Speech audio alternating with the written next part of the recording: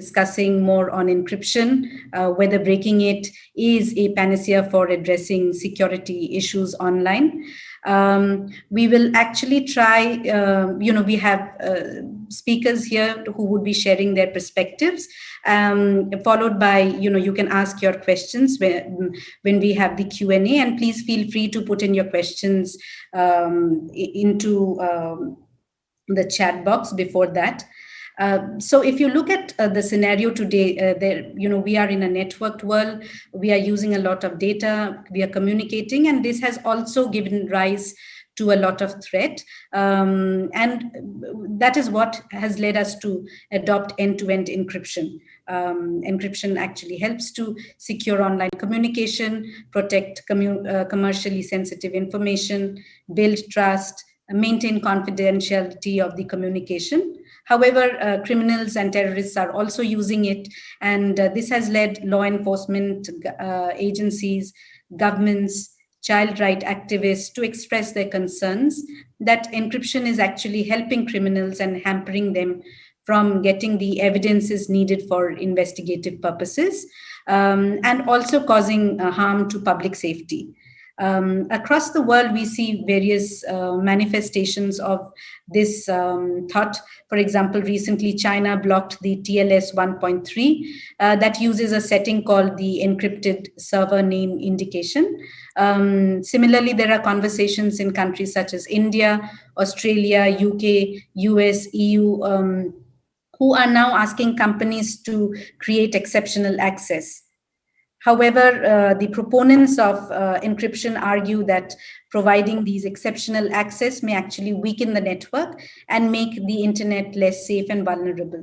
So today we have our panelists who would be sharing their views on these developments, possibly share, what could be, what are the best practices they have come across, and what could perhaps be the way ahead to kind of balance the concerns of law enforcement and security aspects while ensuring that encryption is not broken. So we have today with us Jaewon Son from Youth for IG, Nikhil Pahwa, who is the CEO of Medianama, Ramanjit Singh Cheema, who is the Global Cybersecurity Lead at Access Now, and Rajnesh Singh, who is the Regional Vice President, Asia Pacific for Internet Society, and also the MSG Chair. So without much ado, I would like each of you to first share your initial thoughts on this topic and why you think encryption is important, and what you think is the problem in this entire encryption debate based upon your experience. And I would like you to keep your initial comments within 3 minutes. Jaewon, do you want to start? And then Nikhil, Raman, and then Raj. Thank you for attending our session today. I'm the Capacity Building Lead of Youth for IG, which is the first youth coalition in the APAC region. My initial thought in this issue came together with COVID-19 as people are staying home longer and the screen time has increased, not only for the others to do the remote work, but also for kids to do the virtual class and also spending rest of their time, which has also increased the kids' exposure to online safety risk. So considering all that, I believe the encryption is more important than ever to keep the children safe online, as it would make their information unreadable for anyone who are intending to use it in the bad way. But still, as this encryption technology has been made for the good use, but the criminals are also using it to prevent themselves from getting caught from the police and so on, which has put a lot of people in danger. I believe there should be another solution to deal this problem. But the problem of this debate, I believe, is that people are tending to focusing on only the technological way of changing these issues, while there would be no one-size-fits-all solution to address the law and the technical side issues, as the law enforcement would still want to access to this information, while the technology and technician might want to still prevent it as to strengthen the encryption, I was thinking that maybe we should go for the softer approach and maybe think of more non-technical measures. Um, like as we are doing the session today, I believe this might be the first step for more people to recognize the fact that the lives and the safety of more people, especially the youth at stake, and the fact that the lawmakers and the tech firms should investigate every options. I will stop by now. Thank you. Thanks, Jaewon. Nikhil, please. Sure. Thanks, Amrita, and thanks, Jaewon. I'll pick up from where you left off. For me, it's more of an India perspective. Just as an example, about a year and a half ago in Delhi, there was a consultation by the telecom regulator, where in the row in front of me, there were 4 retired army generals. And they were talking about terrorism in the troubled state, the troubled union territory of Jammu and Kashmir. And they said that earlier we used to have access to all phone communications and all SMSs. And ever since things have moved to WhatsApp, and which is an end-to-end encrypted environment, we don't know what the terrorists are planning. They say that a bus goes around a corner and a signal goes out over end-to-end encrypted messaging platforms, and there is a bomb blast on the other side. And so their thing was, we don't care if there are problems with putting in backdoors. We don't care what you have to do. My soldiers are dying, and I need some access to communication. I need access to all communications in that area in order to be able to protect my soldiers.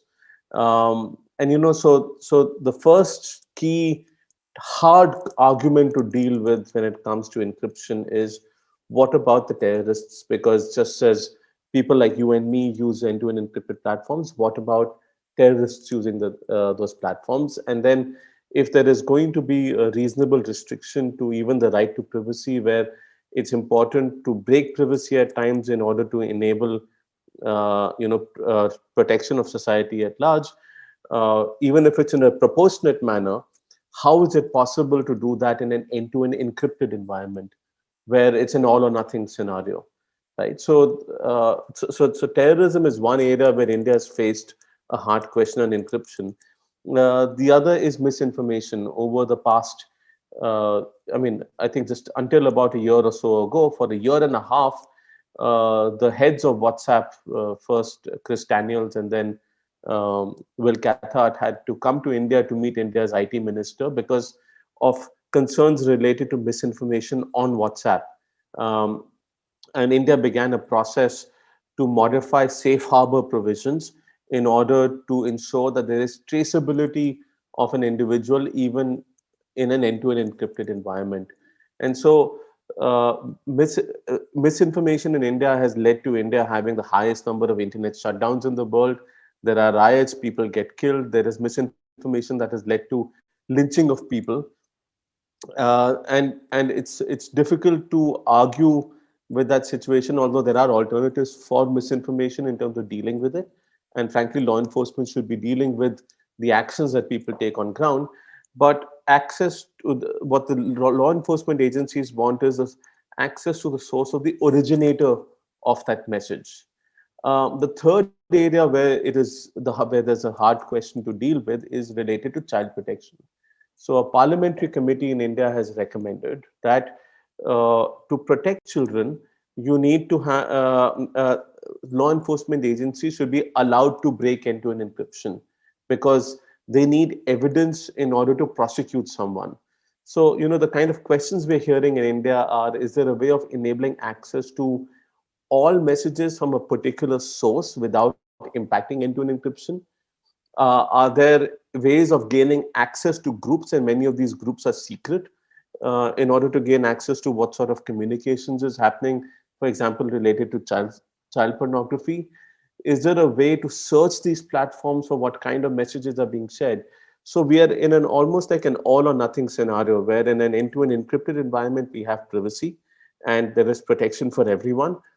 Or in another environment, the government feels that it's able to catch these people, but none of us have privacy because they can surveil on all of us also.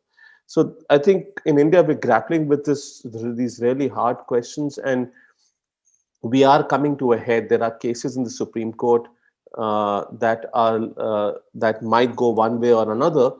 But my fear is that if we lose end-to-end encryption here, then the next attack is going to be on VPNs, because we've seen that people use VPNs to also get access to content and services.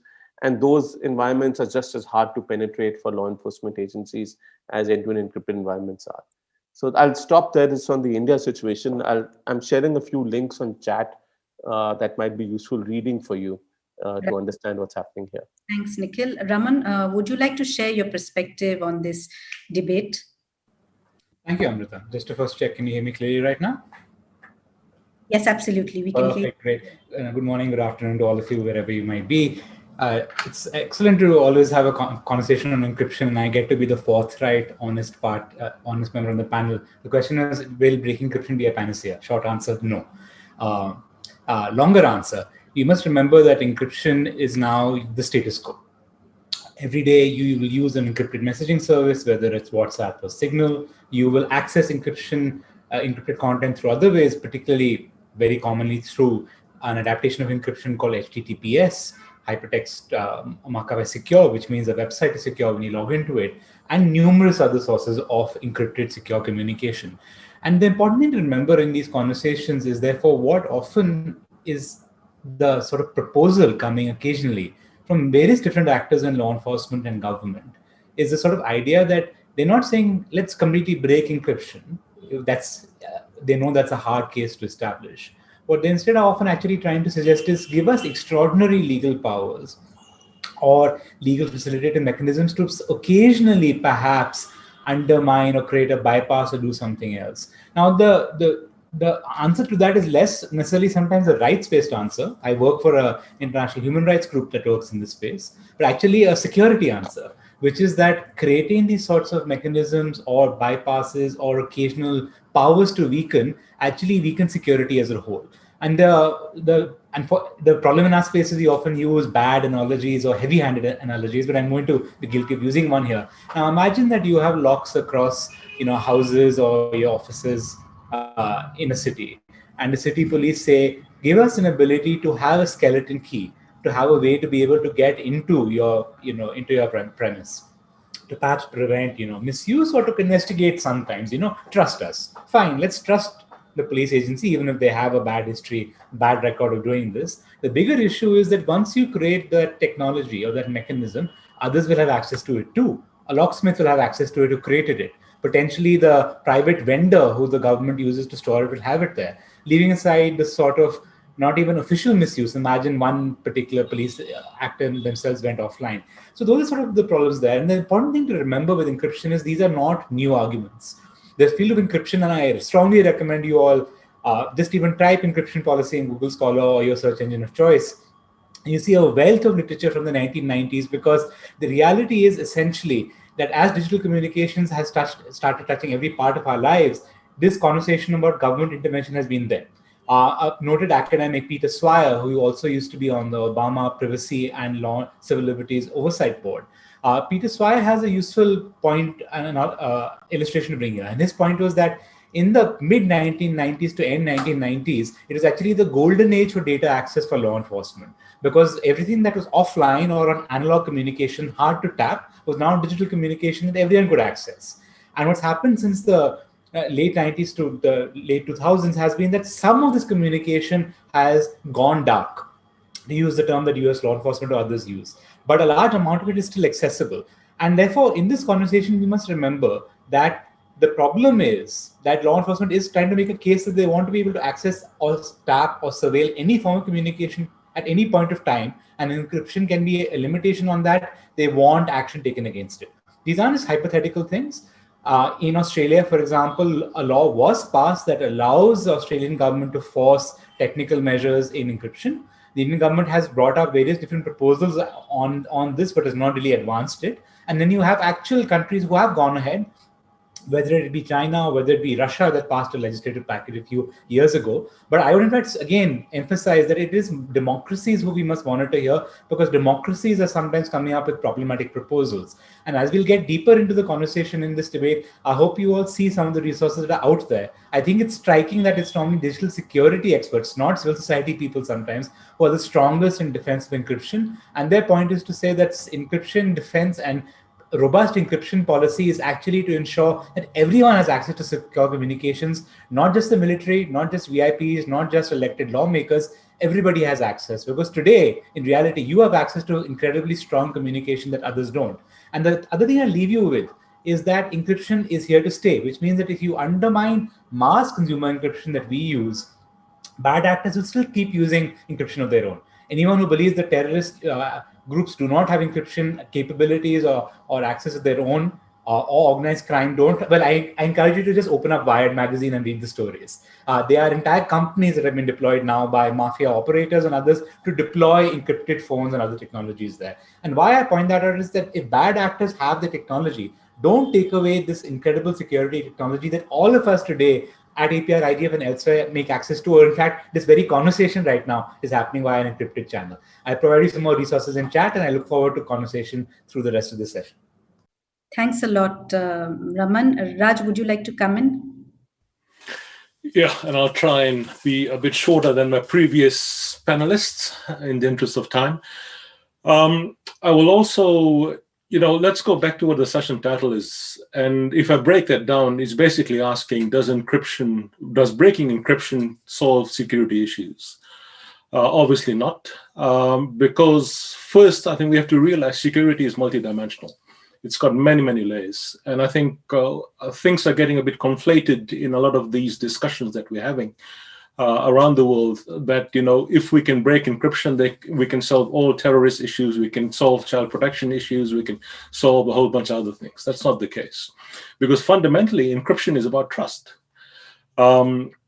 If our online interactions are not trusted, if we don't have trust in what we do online, I don't think we can achieve anything much else by being online and doing the things we need to do. So if we look at it from the perspective of why do we need to protect our interactions online, in other words, why do we need to protect the user? The most obvious one is, do you think you'd want to have your banking information, the transaction you're having online with your bank, to be unsecure, so anyone can listen in and hack away at it? The answer is no, obviously. Same goes for things like storing your files on some sort of cloud storage, shopping online, because each and every interaction if you do of that sort, and just as another very quick example, during this pandemic, we've got, for instance, doctors providing consultations online to patients. Now, if you walk into a doctor's surgery, there's confidentiality assured, right? So the doctor's not going to talk about your ails and ailments with the rest of the world. So in that way, if you're doing that online, encryption is the thing that protects those interactions.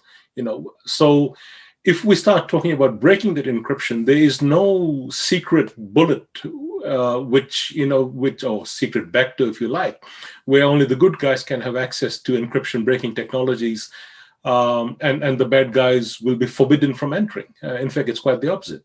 So, I think in order to live in this modern digitally enabled world, living with that encryption is not going to be a very effective means of having an online presence. So I'm going to stop there, because I think we'd have more interesting points to discuss ahead. Yeah, back to you. Raj. So I would like to ask each of you, and request if you can keep it to about 4 or 5 minutes, not more, because we want some audience interaction. Is there is a challenge that law enforcement has. We need encryption. How can both the interest be balanced? The need for encryption, the need of law enforcement for information, or even child protection for that matter, because these are critical issues. And I'd like to team up this with another question, as in, would you like to share some best practices or you have come across, or certain collaborations which you think may help to some extent to address this? So Raj, would you like to go first, and then we go in a reverse direction? Okay, getting me to speak back to back, fair enough. So, I I very briefly mentioned that there's no such thing as a safe backdoor.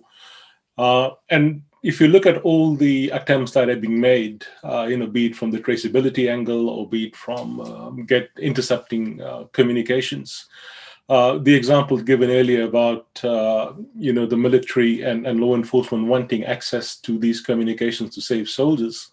On the flip side, if they don't encrypt their own communications, they're also going to be wide open, aren't they? So there is a bit of a balancing act that I think that's required there. No one has the solution. Now, countries like Australia, for instance, have introduced through legislation ways and means to try and get around that. Instead of breaking encryption, they're describing it in other means. Technical capability notices, for example, is one way it's described, where they can serve that on a particular vendor and get them to provide them with access to the systems. The problem with those sort of actions, of course, is that part of the law also says that if you are asked to provide that access, that exceptional access, you're not allowed to tell anyone about it. Now, that becomes a major trust and transparency issue, obviously, particularly if you are a commercial provider. Whatever actions that seem to be being taken now by governments, and in Australia is just one example, there's many other things in motion, as some of my other panelists have said, around the world. All of them, I think, seem to be coming from a very reactive stance.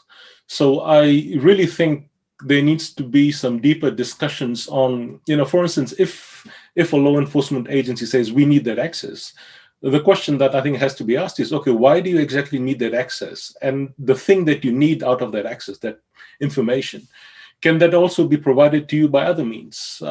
There have been some examples in the past where we've seen that, for instance, using metadata has been able to provide law enforcement with the information they need to track down a suspect or to put the tabs or keep tabs on a suspect.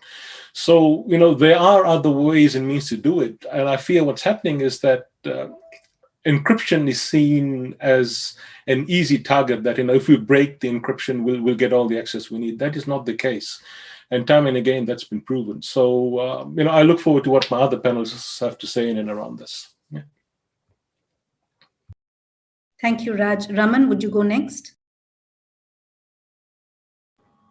It's important sometimes to be able to go into specific concerns of what law enforcement raises, and Raj brought us on those helpfully right now. Sometimes it's about accessing particular forms of communication. Sometimes it's to be able to trace specific people in order to establish a crime for the purposes of then punishing them.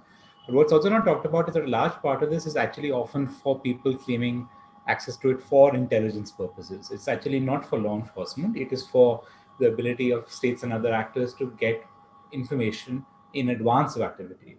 And that can be legitimate, but it's also it's an area of activity in democracies that you need to be very cautious about. Because one person's intelligence is the other person's political intimidation, or sometimes just a desire to be able to access large amounts of information about everybody. And basically nearly every democracy has problems around intelligence gathering, whether it's the US, whether it's the UK, whether it's India, whether it's even Australia, many others.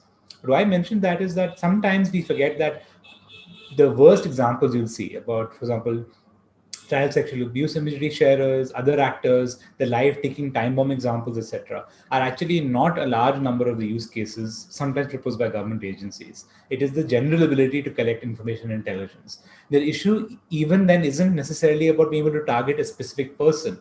It is the idea that because so many people use digital communications, even if a couple of them, their encryption is not fully secure, we have large amounts of data that we can then be able to constantly follow up on. And that's a concerning sort of approach to intelligence gathering more generally.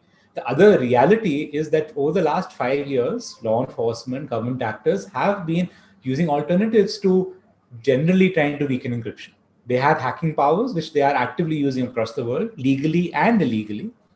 That's something they acknowledge. In fact, we need to engage in that conversation now more regularly around what are the controls and oversight around government on those measures. And so therefore, it's useful for us to come and break down these conversations in each democracy. If a government in a democracy or elsewhere comes and says, we need new legal measures on encryption, ask them, what do you already have? Are there sufficient checks and controls on those communications, interception, and surveillance powers? is that merely for intelligence, but also for law enforcement investigation, for use in prosecuting somebody? How are those used? What are the oversight mechanisms on those? And is the use of such measures likely to undermine digital security or the integrity of solutions as a whole? Because unfortunately, more often than not, the more radical proposals actually require that. And what they essentially are saying is, for a couple of security cases, please weaken the security of everybody. And that's literally what you need to sometimes post to them. If I'm an elected lawmaker, it would be me grilling the intelligence agency in my country or elsewhere, saying, okay, are you saying that this one or two security cases you have justifies weakening everybody's security? And when you pose that question, then you realize it's a high threshold, which is why, with the exception of Australia, no other country right now actually has passed laws that would facilitate this, because it's so controversial or potentially unconstitutional. But let's see what more comes in. But as I said, please look at government hacking very carefully. It is happening, and we can go into it in further detail. You, in fact, want to check and make sure that there are sufficient checks and balances on the uses of government hacking powers by different government actors, because in reality today they're being used and there aren't too many checks. Thanks, Raman. Nikhil, I would like to go to you. And perhaps, when we're talking about interception, one of the things which most governments and most people agree is child safety, and, weakening, having access for protecting children is considered, no one denies that. So how do you address those issues or concerns?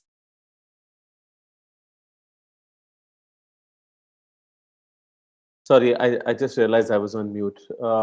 Amrita, look, there are no easy answers here, but let's also look at whether breaking encryption is the only answer here.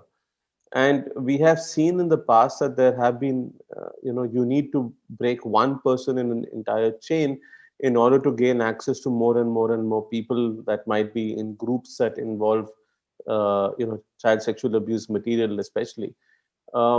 And so my thing is that it's not that the government is trying to seize encryption or weakening encryption or installing backdoors as a means of helping them, that without it they can't do their jobs. It's just that they want their jobs to become much easier than they currently are. What they don't realize is that you can't make people more secure by making them more vulnerable, and that's what breaking encryption does. You have situations of exceptions, which are few and far between, but yes, they are there.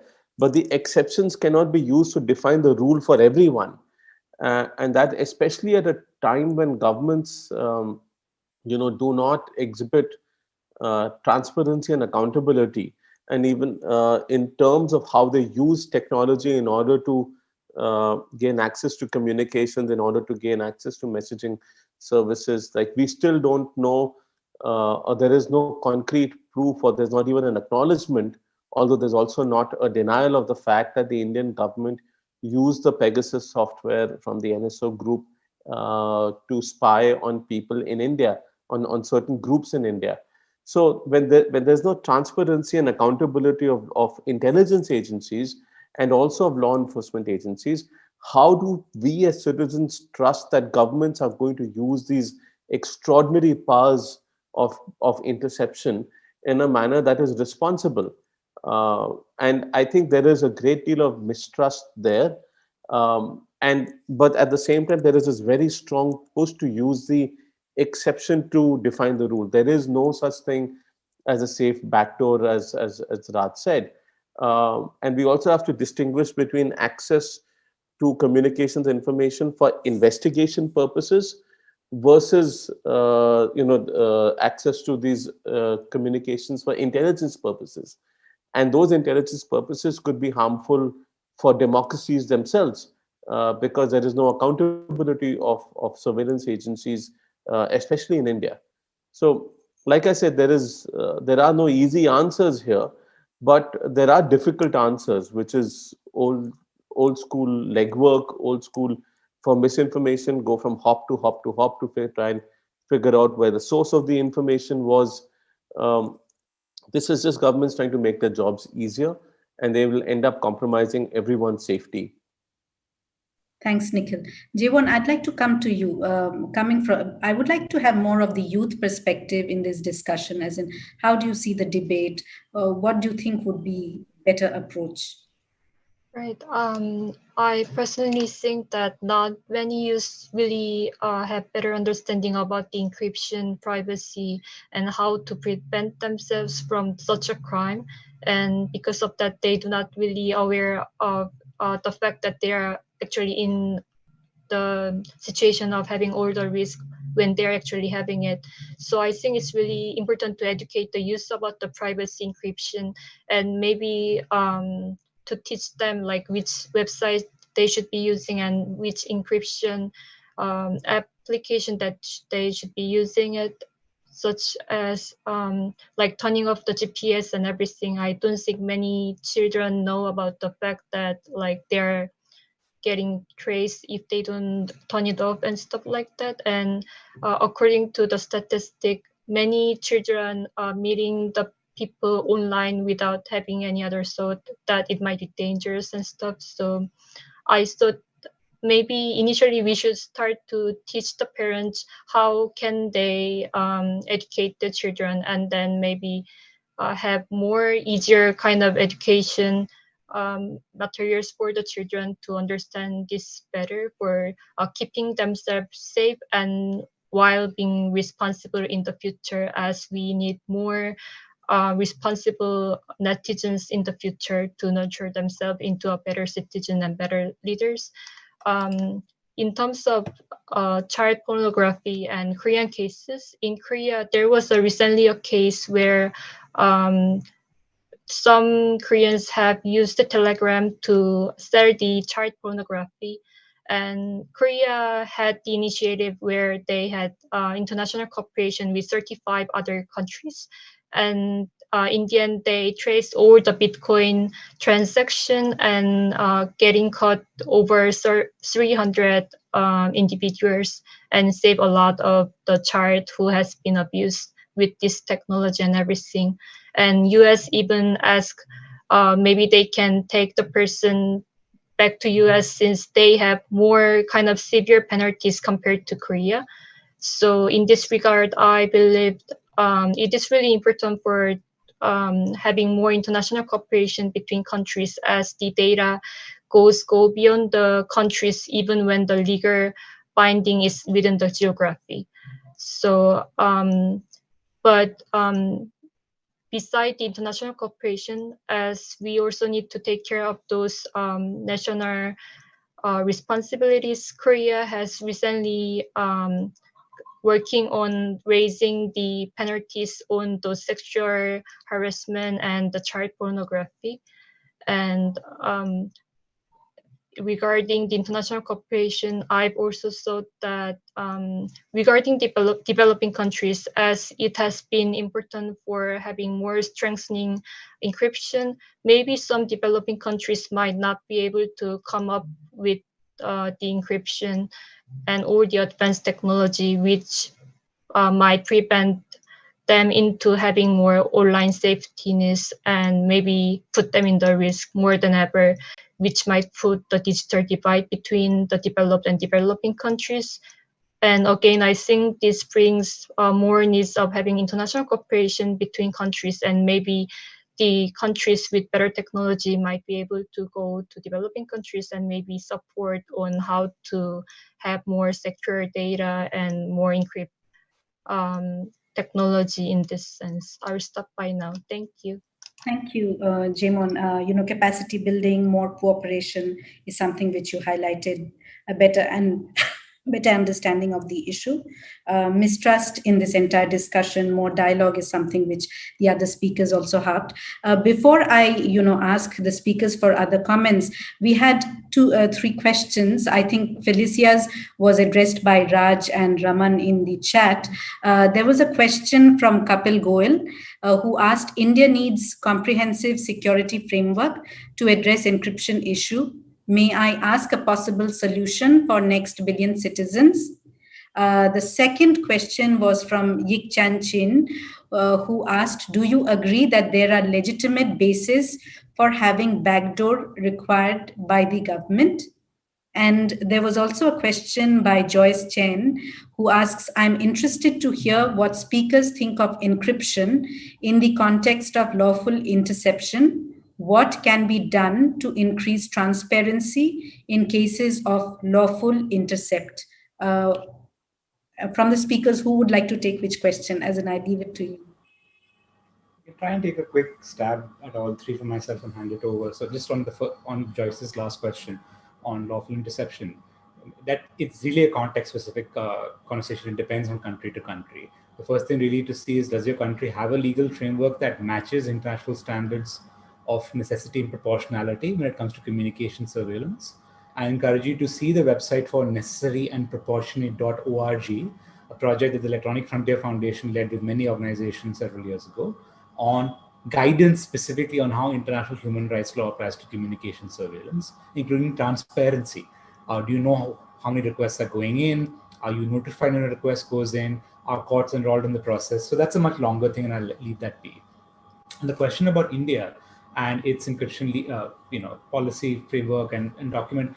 Look, I would say that you don't need a new document in many ways, because it's probably going to make things worse. But the important thing to remember, particularly in a state like India, is an example of some of the worst legal powers on encryption that are there. India for decades tried to assert that strong encryption could not be used by network operators and others, which is why in the telecom space, it's actually still weak encryption that's used. And it's taken years for the government to admit that they will not, they cannot directly regulate right now encryption on the network layer, the encryption you and I may use today, unless they issue new regulations or new regulatory instruments under current powers. In India's case, in fact, I would say an ideal policy framework would be one that just says the earlier encryption strength limits do not apply anymore, and that any other conversation on encryption policy, there is a governmental body you can go to contact for inputs and ideas. And that you want to grow Indian encryption. You want the Indian crypto community to be able to go global more so. Because, by the way, an Indian encryption expert will not work in India on encryption. If they have anything that's fantastic and great, you can guarantee me they're going to take it outside of India, because they know half the time they're going to be regulated or they're going to be targeted for what they deploy. Thanks, Raman. Anyone else wants to go ahead? I'll speak a little bit about the lawful intercept question, Amrita. So the lawful intercept thing, particularly when it comes to encryption, I think the key there is that there needs to be some sort of independent judicial oversight. I think if we start arguing that, there's no such case, I don't think that's an argument that'll go anywhere, particularly when it comes to law enforcement, intelligence agencies, or in the government for that matter.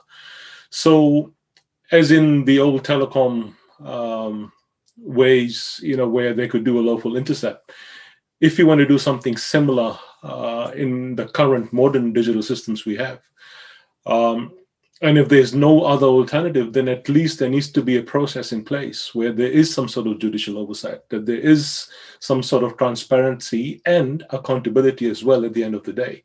So what does that mean? For instance, if an agency wants to keep tabs on someone through some means, through a lawful intercept means, so they need to go to someone who will first say, okay, what is it you want to do? How do you want to do it?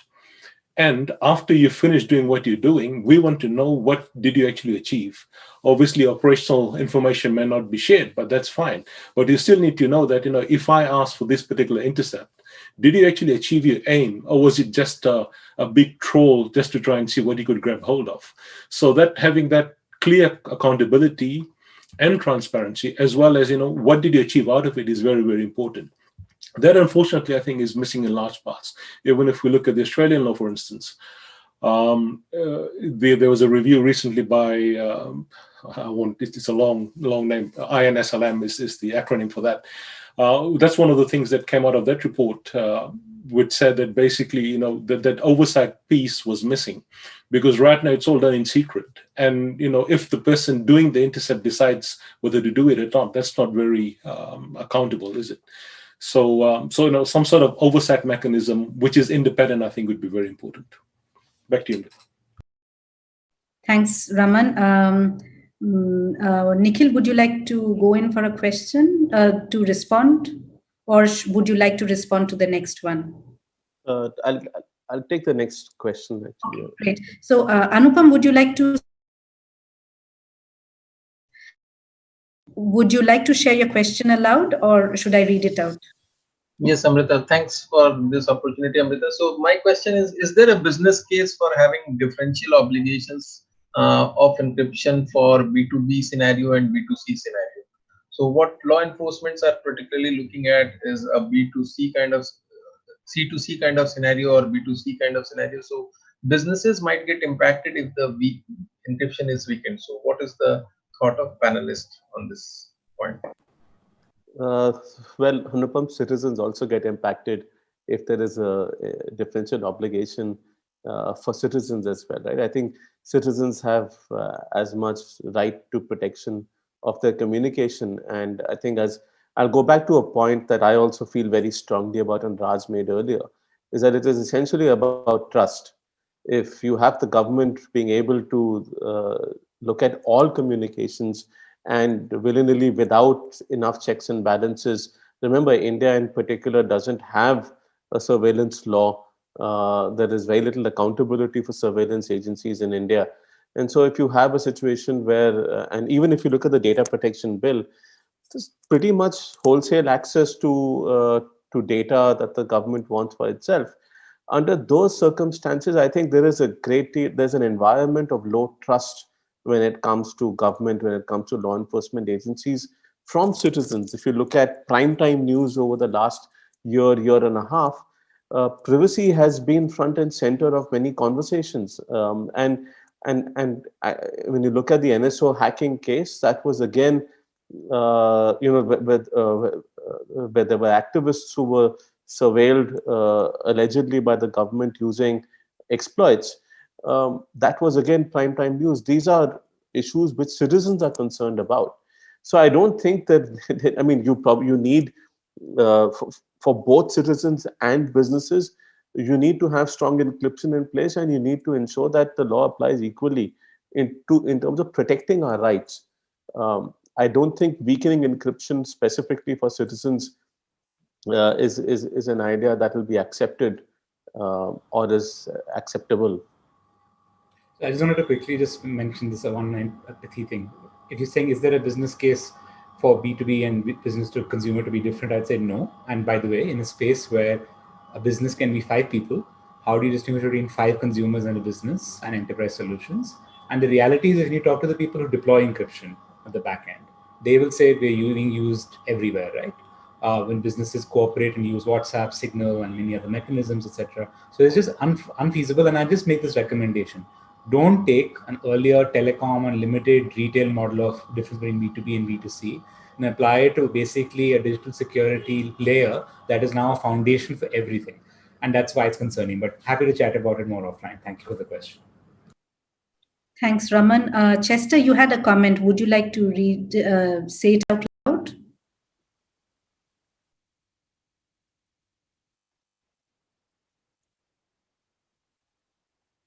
I think he does. Hi, Chester, sorry.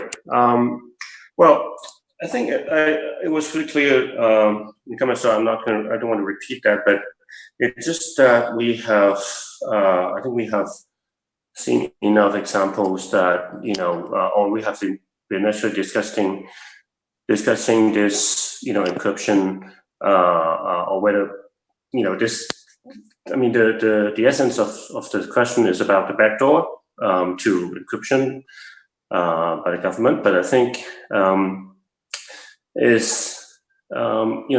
have discussed about the use of encryption for years, and I think the really important part of this is to have a transparent system that the public can, the citizens can trust. And this is, scrutiny that I think Raman and Raj have already mentioned. But I guess right now I'm not seeing. I guess the problem is I'm not seeing the landscape has been improved in recent years, and that's why there have been many efforts, including ISO Hong Kong, has been trying to provide trainings to the public on the use of encryption technologies in protecting their privacies and protecting their communications. So I think this, I'm not sure if the speakers would agree that this is a solution, a temporary solution, or maybe a solution forward. So that's it from me. Thank you. Thanks, Chester. I have a question for all the speakers now. How do we address this issue of mistrust or lack of understanding? What are the steps which can be taken? As in, I understand there is no 0-1 solution to this issue, but what can be the steps to take to at least bridge some of the misconceptions or try to address some of these issues? Sorry, I think Gyanendra has his hand up. Gyanendra, if you want to ask your question?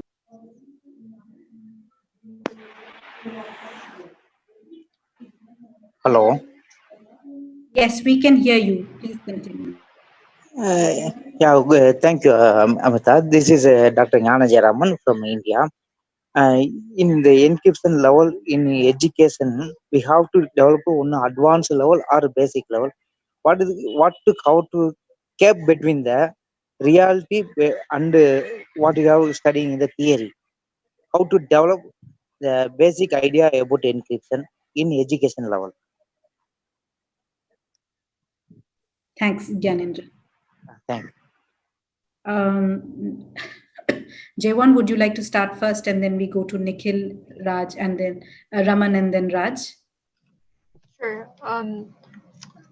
As I mentioned earlier about the youth education, before the youth education, I think there's a problem lies within the stakeholder between the lawyer and the technician, where I believe they do not really seem to understand each other. And I think maybe it's due to the fact that the lawyer might not have a better understanding about the technology in encryption, and maybe they do not understand why the technician is blocking them from accessing to it, and vice versa. So I was thinking the first step is to letting them understand each other better, bringing them to the table more often, and maybe have a group to have a bridge between themselves, so that maybe they have better understanding and then raise the awareness of this problem, and then maybe they would have better idea on how to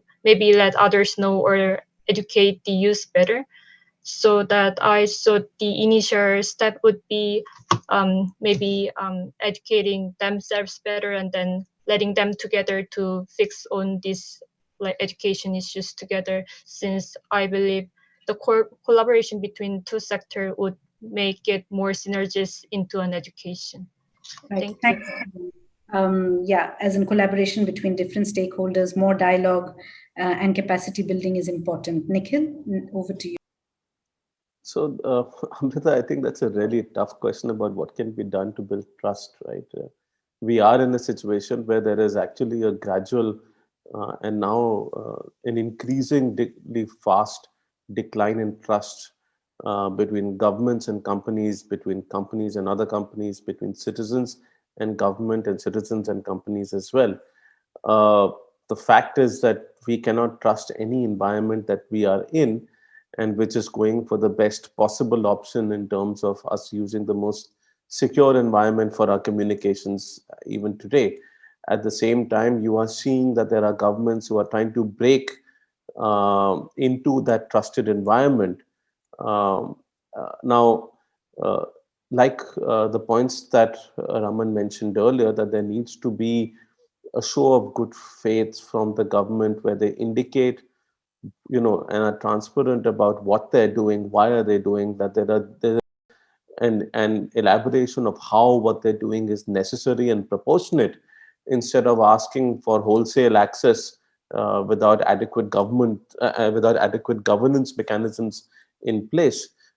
Whether that means there is going to be judicial review, which also then means that you have to have trust in the judicial process and the judgment. And I think even there is a decline of trust in the judiciary to some extent in many cases in India.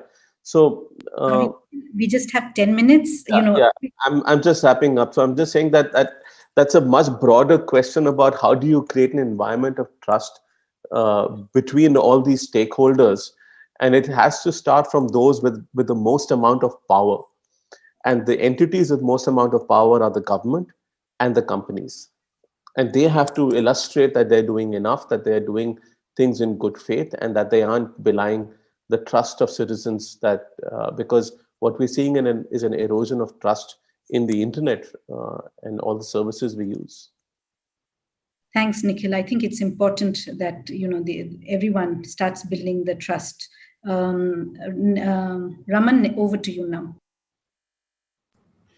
Thanks, Amrita. One of the first elements of what we must keep in mind is in this little diagram, it's like right here. Like means that a problem should not cause an overreaction. And that's a very important discussion in nearly every element of tech policy, but particularly when it comes to encryption and national security or law enforcement matters, which is that there are problems. Let's have a clear, useful conversation on it. And useful means an honest discussion, which means that you don't also throw, accusations at the other side, even though they may be operating with sometimes often dirty hands.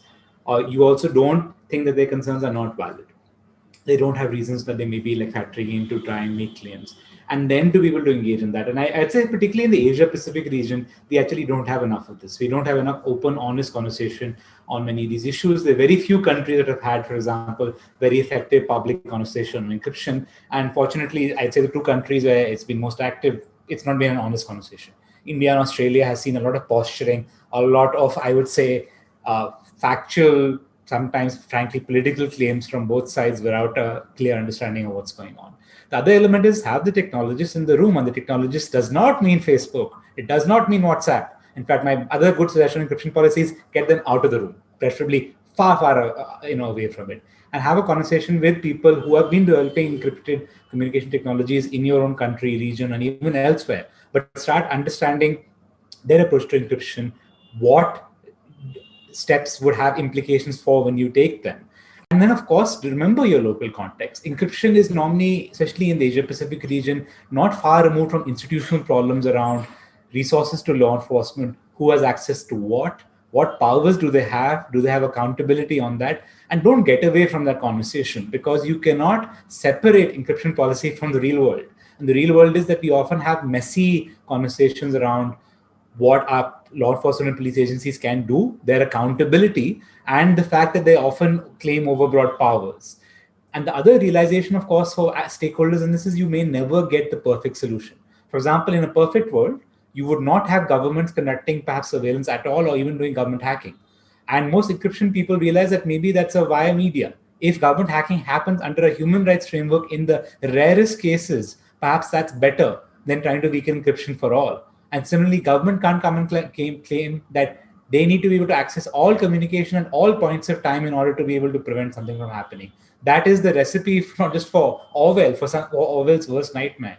But these sort of open, honest conversations is what we need. We also do need to be very precise about what we're doing. So sometimes I say, let the conversation be political, let the experts come together first, produce the clear statement of problems and have that open conversation, and then have an open, plural, democratic conversation around the path you want to take. My suggestion, of course, is take the option that protects human rights, not the option that destroys them.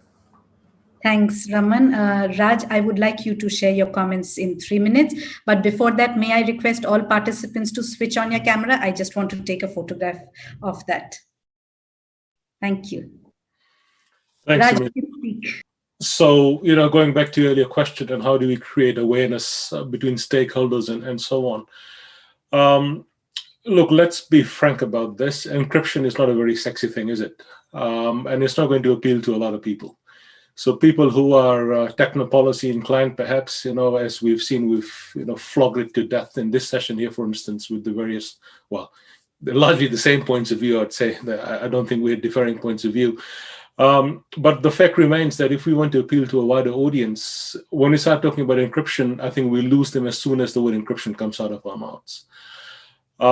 One thing the pandemic has done, however, is that it's created a greater awareness of privacy, particularly with these contact tracing apps that were being pushed by a number of governments. So people are more aware about the privacy issues that come out of that. And I think the way to get into discussions or to raise the awareness of encryption would be tying encryption as a core component of protecting your privacy. That's the only way I think we'll be able to actually appeal to people on a wider scale. In terms of where do we go from here? I think there's a lot of organizations that are involved in this space. But again, as you can see, from all the speakers we had today, and if you look at all the narratives that exist around encryption, they're largely to do with the techno-policy realm. Other people don't talk about this, even though it's critical to their daily functioning. So how do you get that message across? I think that's also quite critical. I can go on and on, Amrita, but I'm going to cut it short. I see we have only about 3 odd minutes left. There's 2 things I just wanted to quickly highlight. One of the things that the Internet Society has done together with our friends from CDT and others is to create what's called the Global Encryption Coalition. That's over 30 civil society organizations, as well as an increasing number of companies around the world, which are all working, collaborating towards seeing how they can contribute to the encryption discourse and helping protect that. So I'll paste the URL for that. People may be interested in that in the chat window shortly. The second thing, our friends from Global Partners Digital have set up an interactive wall map of encryption laws and policies. And later this week, we'll be launching an initiative to try and help them with that, to update those laws and things so people have an idea of what's happening around the world. So again, I'll paste that on the chat window as well. And I'd invite people, if you're interested in that, to contribute to that. With that, back to you, Amrita. Thanks very much. Thank you so much, Raman, Nikhil, Jaewon, and Raj, and everyone for being here for this discussion. There is no clear answer if you look at this entire issue, but yes, there is need for more dialogue, to need to understand each other's perspective, to clarify doubts, as in, we may think breaking encryption may be the easier way. However, there may be an alternate way to address the issue too, and those needs to be explored. And just like Jaewon mentioned, that there needs to be more dialogue between different stakeholders. A person who's building the technology may not know about rights, or even an end user might not know. So there is a need for everyone to kind of have more dialogue, to understand things. And there are global practices which are going on, perhaps to engage with them more. Governments need to collaborate. Of course, they do when they need it, when it suits their interest, but there needs to be more collaboration between different stakeholders.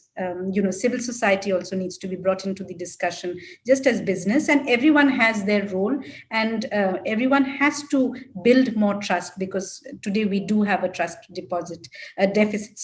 Having said that, thank you so much for being here. And yes, if you have any comments, please share, and do remember to put it into the synthesis document. Thank you so much. Everyone, just an announcement. Yes, please do share your discussion into the synthesis document at comment.aprgf.asia. There is a post-conference social actually at the end, after the closing ceremony. And please do remember to support the global IGF movement at igfsa.give.asia. Thank you.